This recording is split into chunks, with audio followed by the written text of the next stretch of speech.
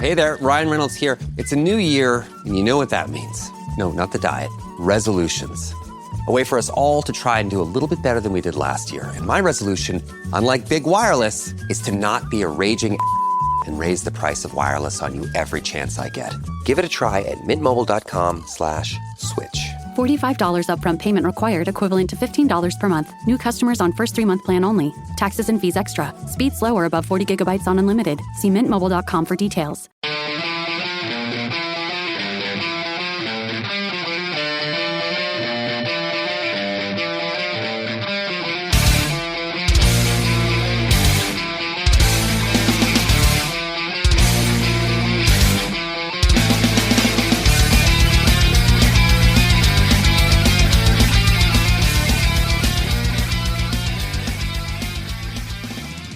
Pessoal, bem-vindos a mais um episódio de Crimes. Eu sou a Bruna, comigo está a Fabi. Oi, Fabi. Olá, tudo bem? 1001 intimidades hoje. Bem-vindos ao podcast. Se você ainda não é apoiador, entre no grupo de apoiadores para ouvir as gravações ao vivo e ficar ouvindo minhas groselhas.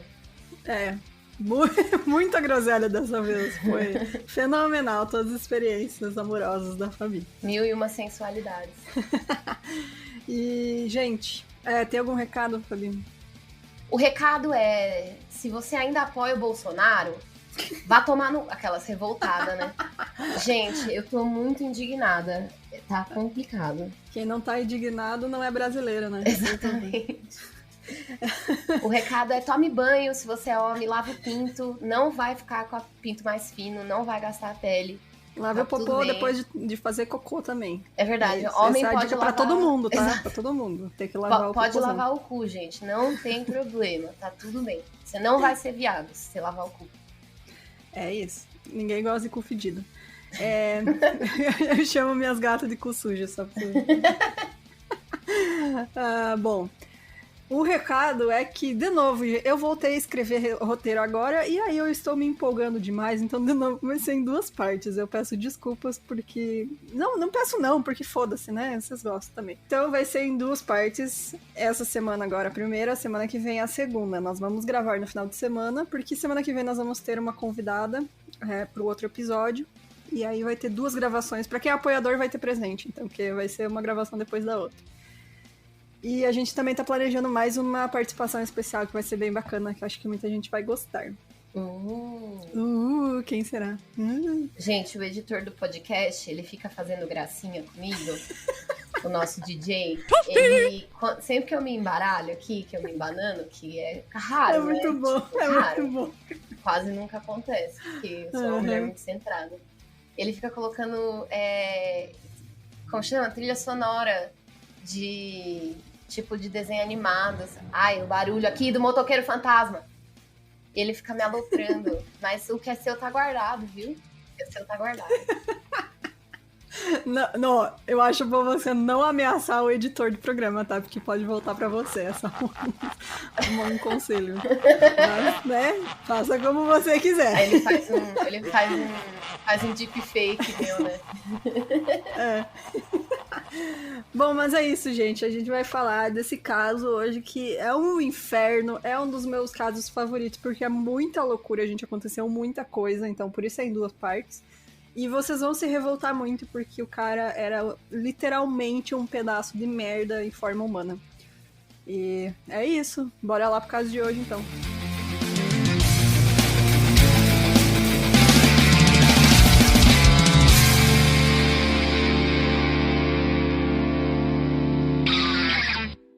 O Vernon Wayne Howell, ele nasceu no dia 17 de agosto de 1959 em Houston, Texas. A mãe dele, a Bonnie Sue Clark, ela tinha apenas 14 anos quando engravidou, após um relacionamento com um carpinteiro de 20 anos chamado Bob Howell. Eles não chegaram a se casar, e 2 anos depois do nascimento do Vernon, o Bob conheceu outra adolescente e abandonou a Bonnie, e o Vernon nunca chegou a conhecer o seu pai e foi criado pelo padrasto, que era muito rígido. A partir daqui, só pra vocês ficar ligado, a gente não vai chamar ele de Vernon, a gente vai chamar ele de David Koresh, que foi o nome que ele trocou depois nos anos 90. E aí, pra não ficar confuso, a gente ficar chamando ele de Vernon e depois mudar, vamos começar desde o início e chamar ele de David. Depois a gente explica por que essa porra desse nome David Koresh, mas enfim. Quando criança, ele era muito sozinho e ele chegou a ser estuprado por garotos mais velhos. Isso não é confirmado, né, mas são boatos de que tenha acontecido, porque ele sofria muito bullying também. Ele tinha dislexia e por conta disso ele não ia bem na escola e acabou abandonando os estudos quando tinha 12 anos. E apesar de tudo, ele sabia decor o Novo Testamento, então ele gostava muito de ler a Bíblia. Não ia bem na escola, mas ele lia a Bíblia. Daí ele, tipo, o que ele gostava de fazer, ele era bom. Pena que usou isso pra uma coisa ruim, né? Então, quando ele tinha 19 anos, o David teve um caso com uma garota de 16 anos e ela engravidou. E ela acabou largando ele porque ela não considerava que ele fosse capaz de criar um filho. O David, então, entrou para a igreja batista, mas ele não ficou por muito tempo, porque logo depois ele ingressou na mesma igreja que a mãe dele frequentava, que era a Adventista do Sétimo Dia. Bom, eu já estou levemente revoltada, né? Porque ele é fruto de pedofilia, né, cara? Uhum. Então, é um aviso, né? É o que mais vai ter nesse episódio. Abuso de criança, pedofilia e, enfim, esse tipo de coisa. É revoltante mesmo. Bom, nessa igreja, o David, ele se apaixonou pela filha do pastor. Enquanto rezava por uma orientação do que fazer, ele abriu os olhos e viu que a Bíblia estava aberta em Isaías 34, versículo 34, capítulo 16. Acho que é o contrário. Capítulo 34, versículo 16. Obrigada. Eu acho que é isso. Gente, é um ou outro, né? Enfim. Esse é meu conhecimento bíblico. E nesse trecho aí falava: procurem no livro do Senhor e leiam. Nenhum desses animais estará faltando, nenhum estará sem o seu par, pois foi a sua boca que deu a ordem e o seu espírito os juntará.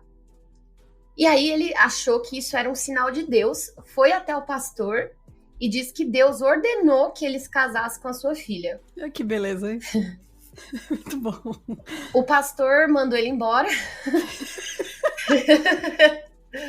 Ai, cara. É engraçado, né? O pastor, né, que... Não, o pastor se ligou, né, cara? Era um piada de merda lá, tentando se dar bem com a filha dele, usando a Bíblia. Tá? Então, sim, mas teoricamente, né, ele deveria falar, não, se é um sinal de Deus, então vamos, né? Mas quando qualquer pimenta no olho dos outros é refresco, né? Bom, o pastor mandou ele embora, e quando ele continuou a sua busca pela filha do pastor, então ele foi expulso da congregação. Em 1981, o David se mudou para Waco, no Texas, onde ele se juntou aos Branch Davidians, que era um grupo que se originou da separação dos Shepherd's Rod, que por sua vez eram dissidentes dos Adventistas do Sétimo Dia nos anos 30. Em 1955, eles haviam estabelecido sua sede em um rancho a cerca de 16 quilômetros da cidade e chamavam esse rancho de Mount Carmel Center. Então, é uma referência bíblica também. Eu não sei exatamente do que, mas esse Monte Carmel é bíblico também. Assim, então é um grupo religioso, basicamente, né? Isso, nessa época era muito, muito comum ter dissidentes de outras igrejas, né? Principalmente dos adventistas do sétimo dia. Eu não sei dizer porquê, deve ter algum porquê, né? Mas tinham vários cultos menores que aí eram dissidentes, tipo, a gente não gosta de tal coisa da igreja. Daí eles pegavam, faziam um culto menor e, tipo, viravam uma seita, basicamente. Então, muitos viraram seitas que a gente já cobriu aqui também. Esse é uma delas, que é os Davidianos. E também tem outros vários casos, porque era bem naquela época do... Como é que a gente... Nos anos 70, né? Tipo, até antes, inclusive. Mas que era aquela coisa de nova era, né? E, enfim, né, gente? Aquela putaria lá que vocês já sabem. Aquele papo, né? Bom, em 1983, o David começou a afirmar que ele tinha o dom da profecia. Por que não, né? Então, ele começou um relacionamento com a Louise Roden, que tinha 60 anos e era a líder do culto. Atualmente, ela era viúva do antigo líder que se chamava Benjamin Roden. Então o David afirmava que ele havia sido escolhido por Deus para ser pai de um filho com a Louise e que essa criança seria o Messias. Eu repito, a mulher tinha 60 anos. E ele, para convencer todo mundo de que ele era o escolhido e que ele devia ser o fodão, ele disse que ia ter um filho com ela. Bom, né? No mesmo ano, então, Não, a vai Luz... sim, vai lá. Vai. Bom, ele convenceu ela, né? Ela, tipo... É o pinto mágico, né? É o pinto mágico. Ai, Cara, ele convenceu tanto ela que ela permitiu que o David pregasse suas próprias mensagens, o que causou uma controvérsia dentro do grupo que seguia ela, né? Inclusive o George, que era o filho da Lois, que seria o próximo na linha de sucessão na liderança da seita, ele obviamente considerava que o David era um intruso, que estava tentando tomar o lugar dele, né? Esse cara já era mais velho, ele tinha 30 e poucos anos, e, tipo, ele já estava se preparando para assumir a liderança depois da mãe dele, e, tipo, chegou esse cara comendo a mãe dele, né, e pegando a liderança. Então, tipo, você imagina a treta. Então o clima no rancho ficou mais calmo. Que climão, né? Imagina. O clima no rancho... O cara comendo a mãe dele. Porra, tomando o lugar dele e tá comendo a mãe dele, né? Mas é basicamente isso que aconteceu, O clima no rancho ficou mais calmo quando o David anunciou que Deus havia instruído ele a se casar com a Rachel Jones, que era uma das seguidoras lá dos Davidianos. Mas a paz não durou por muito tempo. O George, ameaçado pela presença do David e dizendo que tinha o apoio da maioria, expulsou o David e seu grupo da propriedade, os ameaçando com armas. Então, um outro grupo que estava descontente com toda essa merda e o rumo que a seita estava tomando, e acreditando que eles estavam se afastando da filosofia do fundador, ainda se separou e mudaram-se para Gadsden, que fica no Alabama. Então, os dissidentes dos dissidentes.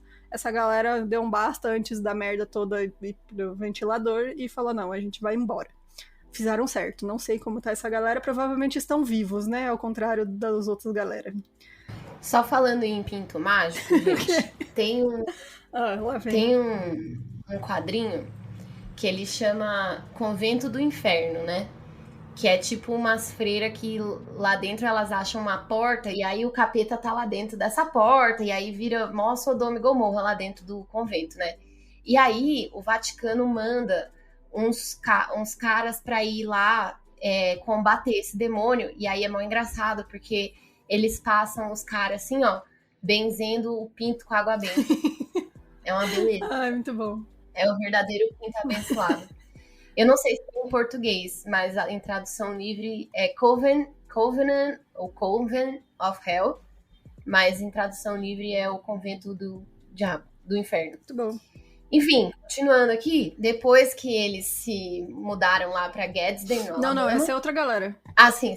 Nossa, aliás, Gadsden é só, tipo, o puro creme do milho do redneck. Gente, imagina. Vocês não estão ligados, todo mundo é primo lá, é impressionante. Bom, o David e seus cerca de 25 seguidores, eles acamparam em Palestina, que fica a mais ou menos 140 quilômetros de Waco, e ali eles viveram por 2 anos. E durante esse tempo, o David conseguiu mais seguidores da Califórnia, Reino Unido, Israel e Austrália. Em 1985, o David foi para Israel e lá ele teve a visão de que ele era a versão moderna de Ciro o Grande, um rei persa que foi nomeado como Messias por ter libertado os judeus do cativeiro babilônico.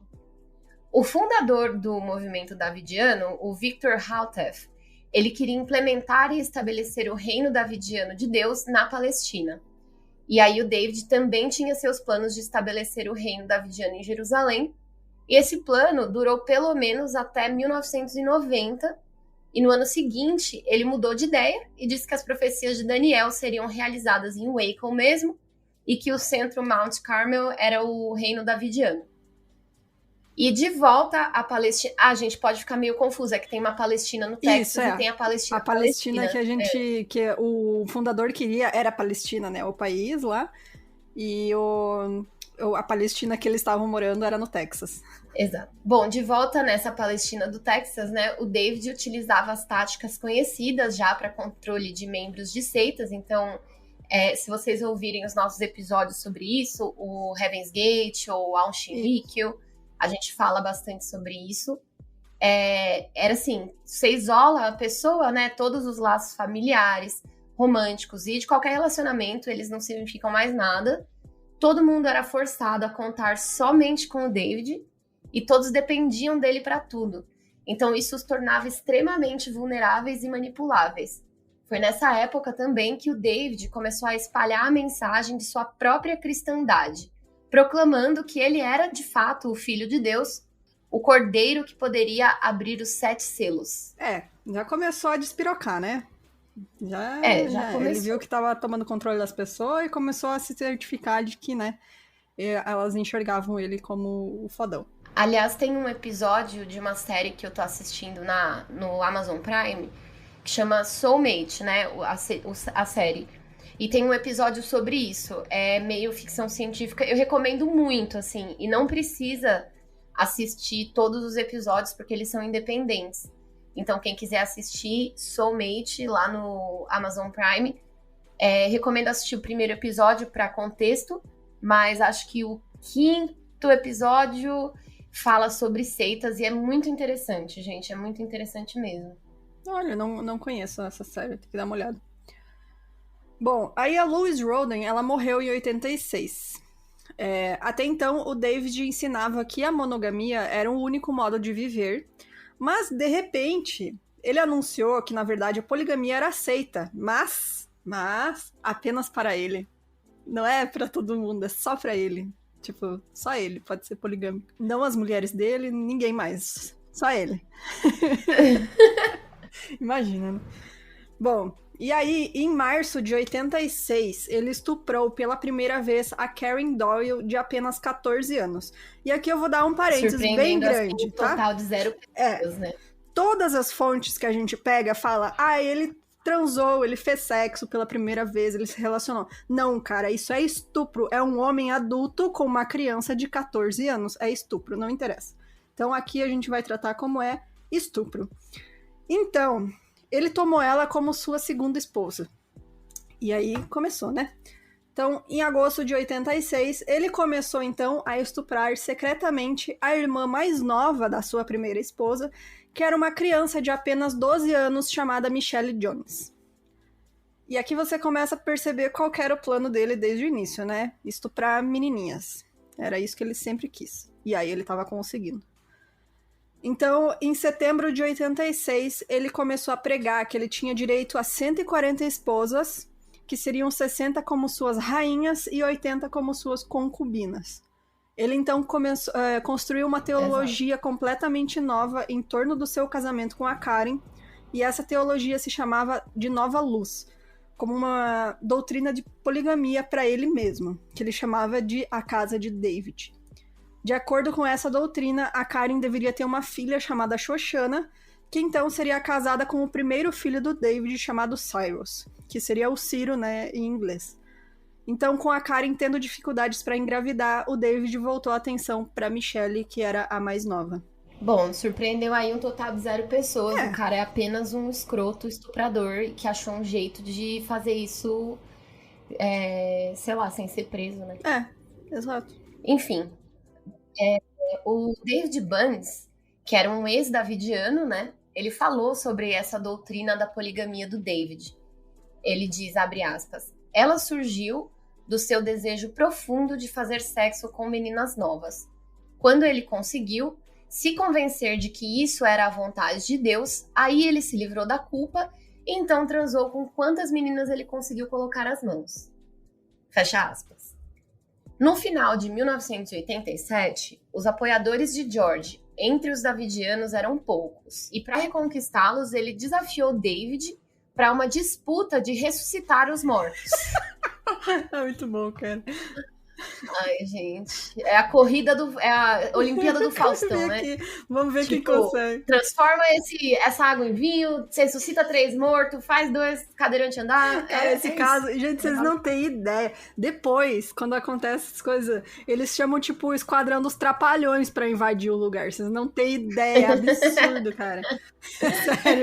Parece, aquele, como é que era? O Comando Maluco chegando no lugar. Bom, eles chegaram a desenterrar um corpo para poder até praticar, né? Nossa, gente. O David, ele foi até Mount Carmel camuflado com outros 7 seguidores armados. Um conseguiu escapar, mas David e os outros 6 foram presos quando a polícia foi chamada após o som de tiros. Quando os policiais chegaram, encontraram David e seus seguidores atirando com rifles contra George, que havia sofrido um ferimento leve de tiro ao se esconder atrás de uma árvore. Então pegou um tiro de raspão nele. E aí o David e seus seguidores foram acusados de tentativa de homicídio, e no julgamento o David disse que tinha ido até Mount Carmel para descobrir evidências de abuso de cadáver pelo George Roden, porque o cara chamou ele pra reviver um corpo, ele sabia que o cara ia desenterrar um corpo, né? Aí ele falou, não, vou falar que eles estavam, tipo, não é de abuso, né? Eles, tipo, estavam fazendo coisas erradas com... Enfim, né? Você não pode mexer no corpo, gente. Os seus seguidores foram absolvidos e o caso do David o julgamento foi anulado, então não deu em nada, assim, era só um contra o outro e as pessoas falaram, foda-se isso aí, deixa esses malucos. Só que em 1988, o George Roden já tava loucaço, assim, paranoico, e ele assassinou o Dale Adair com uma machadada na cabeça, após o Dale dizer que acreditava que o David fosse o Messias. Então era o cara que tava lá com ele ainda, falou, não, eu acho realmente que o outro é o Messias. E o cara pegou e deu um machado na cabeça dele. O George foi preso e condenado. Na verdade, ele não chegou a ser condenado, ele confessou com razão de insanidade. E aí ele foi colocado em uma instituição psiquiátrica e passou lá o resto da vida. E por ele dever milhares de dólares em impostos, o rancho Mount Carmel foi posto para venda. E aí o David e os seus seguidores conseguiram juntar o dinheiro e compraram a propriedade, que ele então rebatizou como Rancho Apocalipse. Que beleza. Aí ele descobriu um laboratório de metanfetamina na propriedade, reportou para a polícia e pediu que retirassem de lá. Show de bola. Imagina, né? E, cara, esse lugar era gigante, assim, eles tinham quadra de esportes, tinha piscina, então não era só um rancho, sabe? Era bem grande, tinha um complexo bem grande de prédio, assim, casas, enfim, tinha bastante coisa lá. E aí, o David, claro, a gente comentou antes, dele defendia a poligamia pra ele e afirmava ser casado com várias mulheres da seita. Alguns ex-membros diziam que o David reivindicava qualquer mulher do complexo pra ele. Ele gerou pelo menos 12 crianças com o seu harém, que incluíam meninas de até 12 anos. Os outros adultos da seita eram instruídos a não falarem sobre isso com ninguém de fora, pois, segundo David, eles não entenderiam. Não entenderiam, né, gente? Pedófilo, não desgraçado. Não tem nem como entender. Como que você vai entender? Bom, em 1993, o Departamento de Justiça dos Estados Unidos tinha um relatório que detalhava evidências de abuso sexual infantil e abuso físico no complexo dos davidianos. O agente especial David Aguilera chegou a entrevistar a ex-davidiana, uma mulher chamada Janine Bunds, que afirmou que David Koresh havia gerado pelo menos 15 filhos com mulheres e meninas no complexo. Algumas dessas garotas que engravidaram tinham 12 anos de idade. Janine havia feito o parto de pelo menos 7 dessas crianças que nasceram. Ela também contou que o David anulava todos os casamentos de casais que entravam para a seita, tendo então acesso exclusivo às mulheres. E ele diz que também mantinha relações regulares com meninas novas de 11 anos até a idade adulta. Horrível. Nossa, cara. Horroroso. E em 27 de fevereiro de 1993, o jornal Waco Tribune Herald começou a publicar O Messias Pecador, uma série de artigos dos repórteres Mark England e Darlene McCormick, que reportava alegações de que David estava abusando fisicamente de crianças no complexo, além de cometer estupro estatutário ao tornar diversas noivas menores de 14 anos, né, que é a idade legal de consentimento do Texas na época. E enquanto isso, as autoridades estavam cada vez mais preocupadas com a quantidade de armas que estavam estocadas nos complexos dos davidianos. Gente, zero surpresa, né? Porque, óbvio que os caras estão guardando arma. Óbvio, tá ligado? No ano anterior, em maio de 1992, o delegado-chefe Daniel Weinberg, ele contatou o Bureau de Álcool, Tabaco e Armas de Fogo, né? A sigla para esse é ATF, é um órgão dos Estados Unidos, né? Para notificá-los de que ele havia sido contratado por um representante da UPS que estava preocupado após o relatório de um motorista. O UPS é o serviço de entrega lá, é tipo um... Não é o correio, mas é tipo... É a transportadora. É um delivery, assim, né? E o motorista da UPS havia dito que um pacote se quebrou ao ser entregue na residência dos davidianos, e aí revelava que dentro tinha várias armas de fogo, invólucros de granadas e pólvora negra. Tipo assim, os caras estão se preparando. É absurdo, cara. Realmente, guerra. é armamento de guerra, assim, que eles tinham lá. É absurdo, cara. Ninguém tinha tanta noção do tanto que eles tinham lá.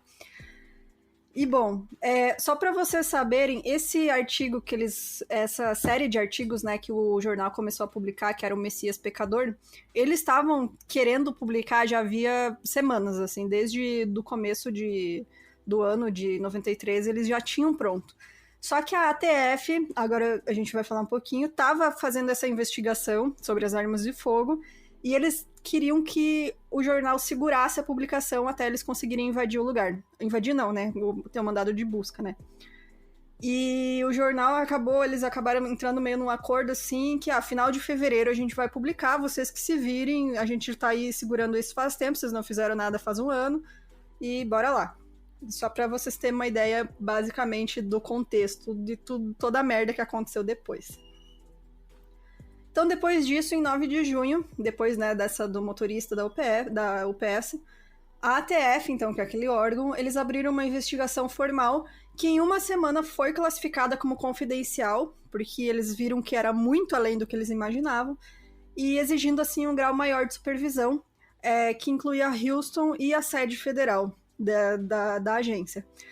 Então, os agentes David Aguilera e o Skinner, da ATF, visitaram o revendedor de armas dos davidianos, um cara chamado Henry McMahon, que tentou colocá-los no telefone com o David Koresh.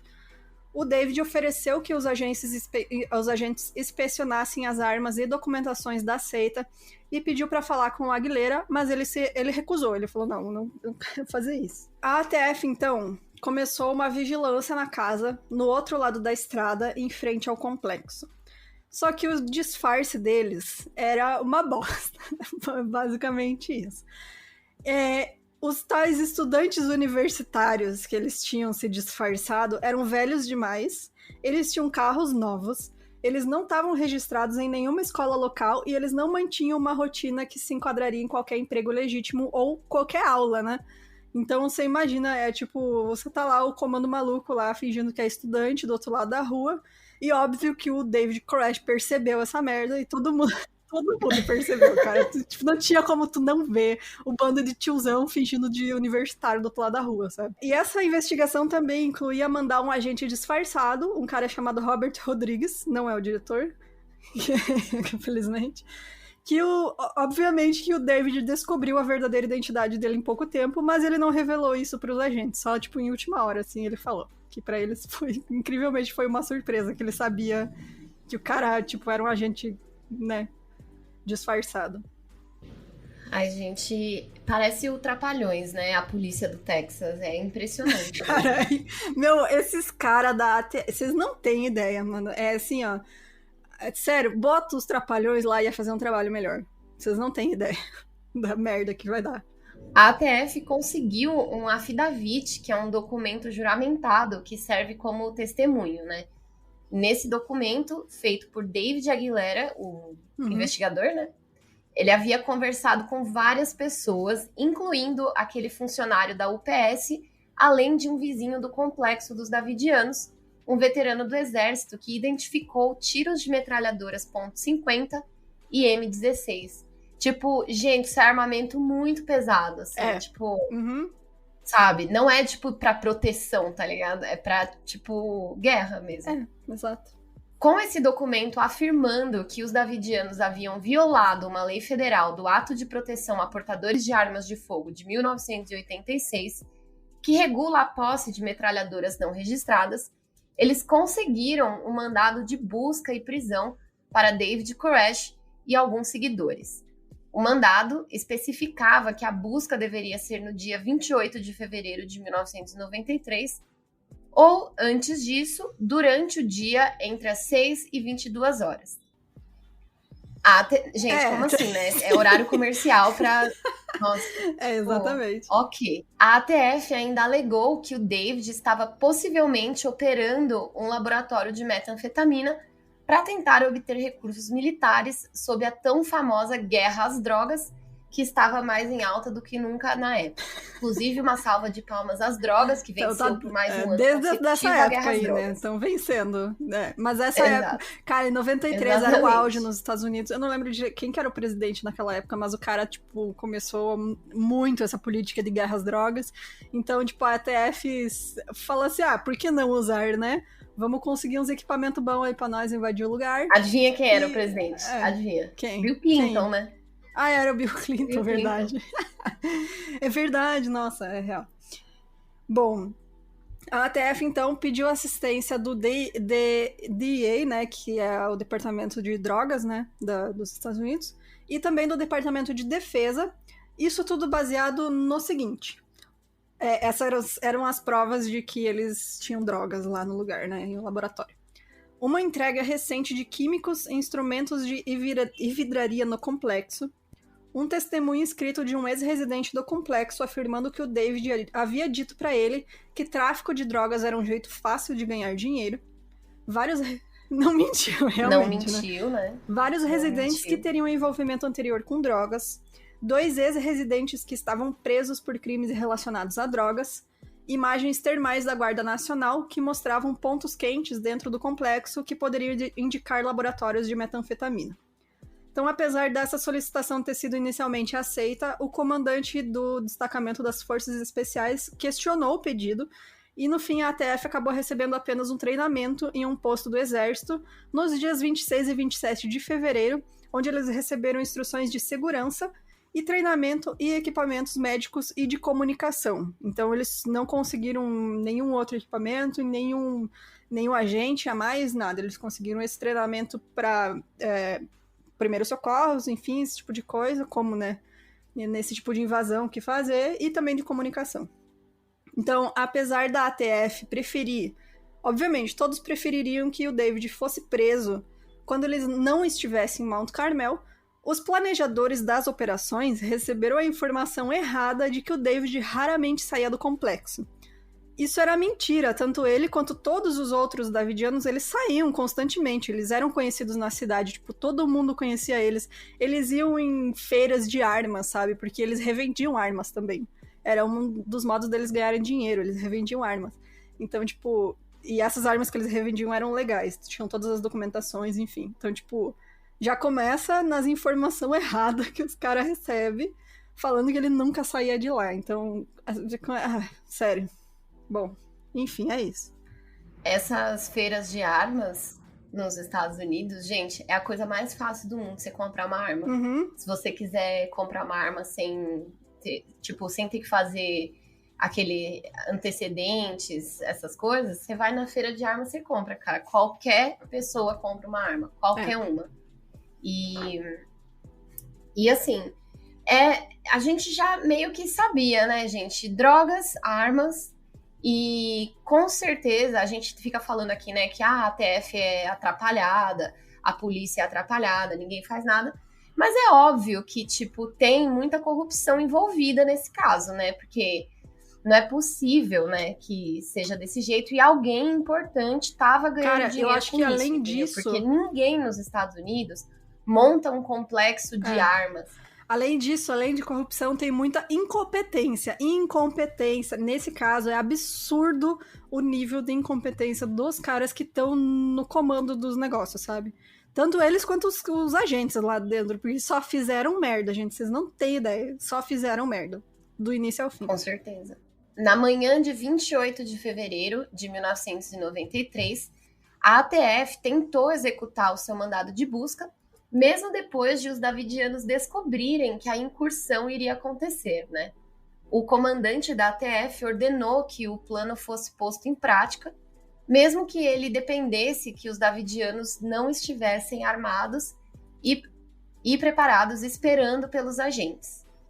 Qualquer vantagem de surpresa foi perdida, né? Porque um repórter da KWTX-TV que havia sido avisado sobre a invasão, pediu informações para um carteiro que, coincidentemente, era cunhado do David Koresh. Então, assim, já começou a palhaçada, né? Fizeram tudo errado. Em vez de cancelar, né, O cara? David... Eles sabiam que dependia de eles chegarem lá de surpresa. Eles tinham que cancelar, só que eles queriam fazer bonito, né? Aí não cancelaram. E seguiram com o plano. This episode is brought to you by MeUndies.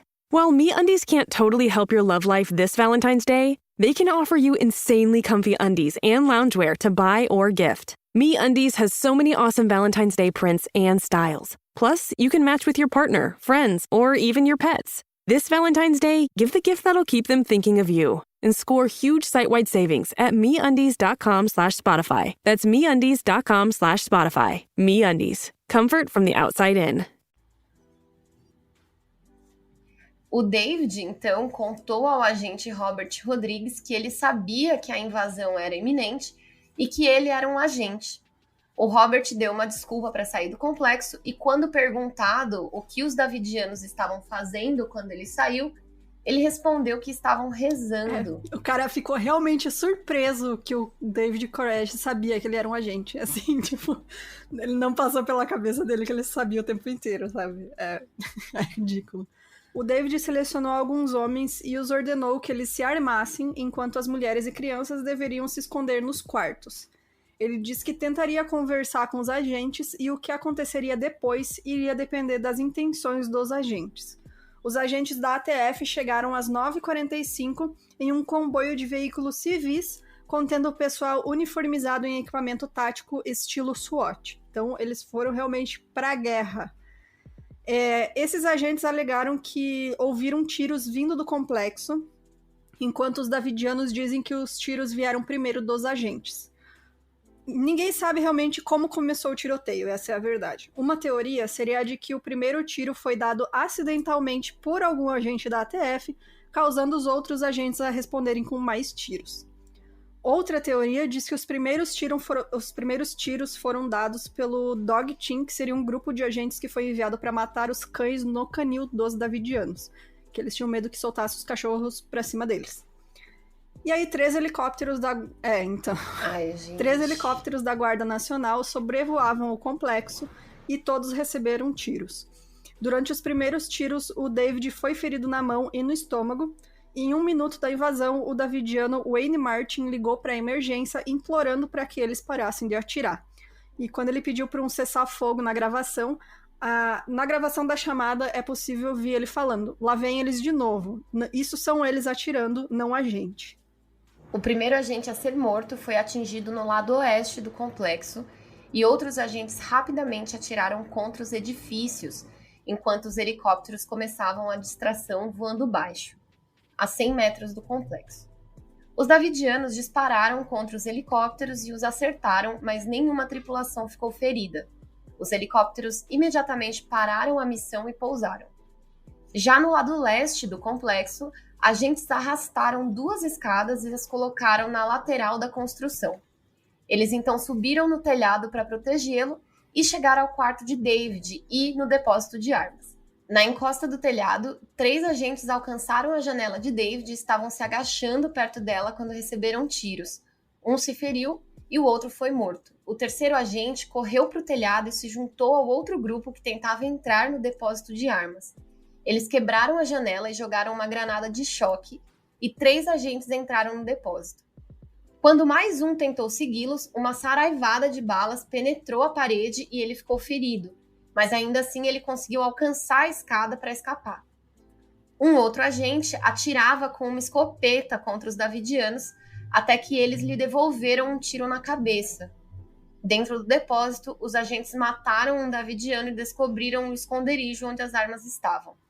Mas eles foram atacados com muitos tiros e 2 acabaram feridos. Enquanto eles escapavam, um terceiro ficou para trás dando cobertura e acabou matando um davidiano. Enquanto ele fugia, ele bateu a cabeça em uma viga de madeira e caiu do telhado, mas sobreviveu. Um outro agente... Não dá risada. Não pode. O cara correndo, tomando tiro. Cala a boca. Bateu a cabeça numa viga e caiu do telhado. Ai, meu, mano. É o Monty Python, né, cara? Bom, um outro agente que estava do lado de fora tentando dar cobertura ao grupo, infelizmente foi morto pelos davidianos. Ai, cara, esses eram os agentes que eles mandaram. Sério, mano. É complicado você mandar gente sem preparo, mano, né, cara? mandaram os caras pra morrer, assim, é o comando maluco. Dúzias de agentes procuraram se proteger, muitos atrás dos carros que tinha no estacionamento dos davidianos, enquanto trocavam tiros com eles. O número de agentes feridos aumentava e mais um foi morto. A troca de tiros continuou, mas a 45 minutos da invasão, o tiroteio começou a diminuir quando os agentes começaram a ficar sem munição. Mas o tiroteio ainda continuou por mais 2 horas, até que eles ficaram sem bala, completamente sem bala, nenhuma.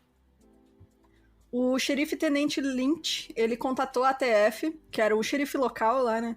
E ele tentou negociar um cessar-fogo. Ele falou, pelo amor de Deus, pare com essa merda. Os policiais locais, eles contam que a ATF só aceitou se retirar quando ficaram sem munição. No total, 4 agentes da ATF foram mortos e 16 ficaram feridos. Depois do cessar-fogo, os davidianos permitiram que os agentes evacuassem seus mortos e feridos e não atiraram quando eles se retiraram. 5 davidianos morreram, 2 deles foram mortos por outros membros da seita quando eles ficaram feridos gravemente. Alan Abraham Stone, que é o professor de Direito e Psiquiatria de Harvard, todo o estudo dele é sobre violência e cultos, enfim. Ele faz um trabalho bem bacana. Ele fez um relatório que apontava que os davidianos não emboscaram os agentes da ATF e que, aparentemente, eles tentaram minimizar a morte dos agentes. Eles não estavam atirando para matar. As mortes, assim, foram em última hora mesmo, último recurso. Ele explicou que eles eram religiosos fanáticos desesperados que esperavam um final apocalíptico em que eles estavam destinados a defender seu solo sagrado e destinados a alcançar a salvação. Um outro relatório federal de 1999 apontou: as tendências violentas de seitas perigosas podem ser classificadas em 2 categorias gerais: violência defensiva e violência ofensiva. A violência defensiva é utilizada por seitas para defender um complexo ou território que foi criado especificamente para eliminar a maioria do contato com a cultura dominante. O conflito com os davidianos é uma ilustração dessa violência defensiva. A história já mostrou que grupos que buscam se afastar da cultura dominante raramente agem em suas crenças de que o fim dos tempos chegou, a não ser que sejam provocados. Após retirar-se, agentes da ATF estabeleceram contato com David e outros davidianos dentro do complexo. Aí foi quando o FBI assumiu o comando, logo depois como resultado da morte de agentes federais, colocando Jeff Jamar, chefe do escritório de San Antônio, no comando da invasão. O time de resgate de reféns do FBI era liderado pelo comandante Richard Rogers, que já havia sido criticado por suas ações no incidente de Ruby Ridge. Cara, eu achei importante colocar uma explicação rápida desse incidente de Ruby Ridge, porque eu não conhecia e eu comecei a ler, é uma loucura. Com certeza dá pra fazer episódio mais pra frente, então eu vou dar um resumo aqui do que aconteceu, só pra vocês terem ideia desse cara que tá no comando agora do time de resgate, né, de reféns.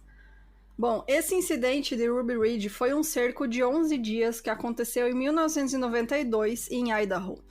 Ele começou no dia 21 de agosto, quando oficiais do Departamento de Justiça iniciaram uma ação para prender Randy Weaver sobre um mandado após ele não comparecer ao tribunal para responder por acusações de armas de fogo. Ele tinha recebido 3 datas conflitantes para a aparição dele na corte e ele suspeitava que tinha uma conspiração contra ele, e aí ele se recusou à rendição. Ele disse, eu não vou. Membros da família dele, além do seu amigo Kevin Harris, também resistiram. Eles estavam lá na cabana, eles moravam num lugar bem isolado, eles falaram, não, a gente não vai deixar ele sair também, nós estamos apoiando ele.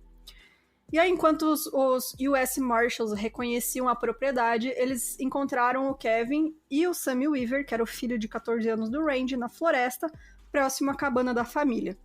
Um tiroteio começou e um US Marshal, o Sammy Weaver e também o cachorro da família, chamado Striker, foram mortos. Então, 3 pessoas, né? O filho do Randy, um oficial e o cachorro.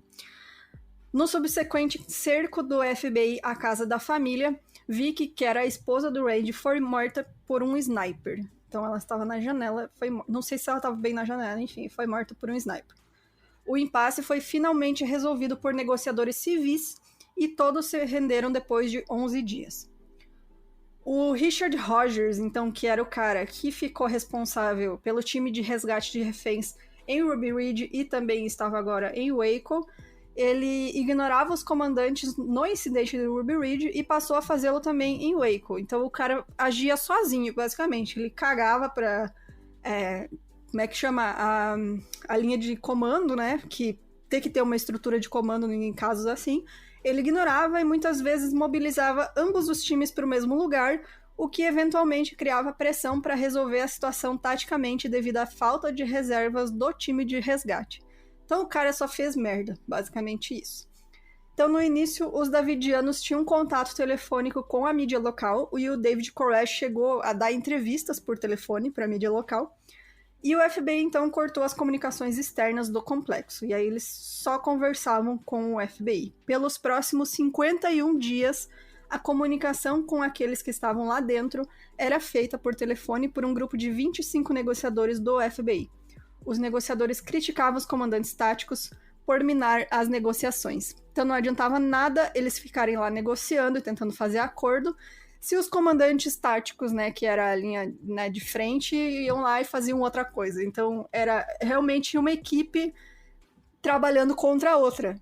Então eles ficaram 51 dias no cerco, gente, e termina do jeito mais horrível que vocês podem imaginar. E isso a gente vai continuar, então, na semana que vem, porque ainda tem a invasão do FBI, tem tudo que aconteceu depois. A gente vai falar ainda em mais detalhes o que as crianças sofriam lá dentro. Então vocês se preparem, porque vai ser pesado o episódio seguinte. Gente, obrigada aí todo mundo que ouviu o episódio. A próxima parte sai na semana que vem. E fiquem de olho que teremos convidados aí no programa. Isso aí. Um beijo. Beijo, tchau.